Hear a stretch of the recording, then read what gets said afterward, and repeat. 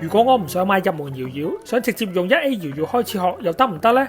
答案係絕對可以嘅，等我用接下來嘅2分鐘簡單講一講啦。喺我玩搖搖嘅年代，大部分人都會由蛋形入門搖搖開始學起，但係嚟到呢個世代，其實越嚟越多玩家直接由 1A 開始學起。今日我就教你喺 1A 搖搖入邊最重要嘅一招，就係掰繩回收啦。1A 搖搖同蛋形搖搖唔同，佢冇得直接拉翻上嚟。咁我哋要點做呢？首先你要學識得掉搖搖先，同之前教過嘅一樣，拋出去咧最緊要夠力同夠直。好啦，然後咧你就將你另一隻手嘅食指伸出嚟，由外向內咧掂住條搖搖繩，位置咧大概係繩長嘅一半。之後綁住搖搖嗰隻手咧就向前兜，兜過食指，再兜過隻搖搖，掂到搖搖嘅最佳位置咧就係呢段繩長嘅一半啦。然後咧就兩隻手靠近，好似咁樣用條繩咧去兜住隻搖搖。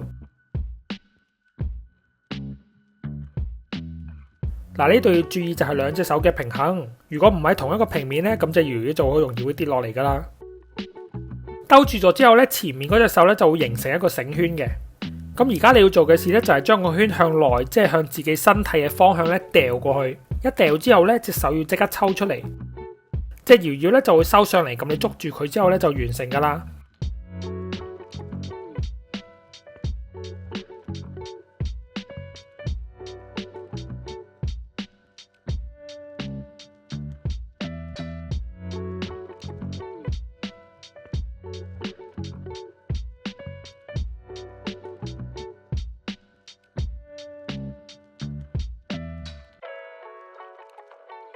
常見嘅問題咧就有上線嘅位置長短不一啦，咁樣咧就好容易卡繩啦，或者唔夠力收翻上嚟。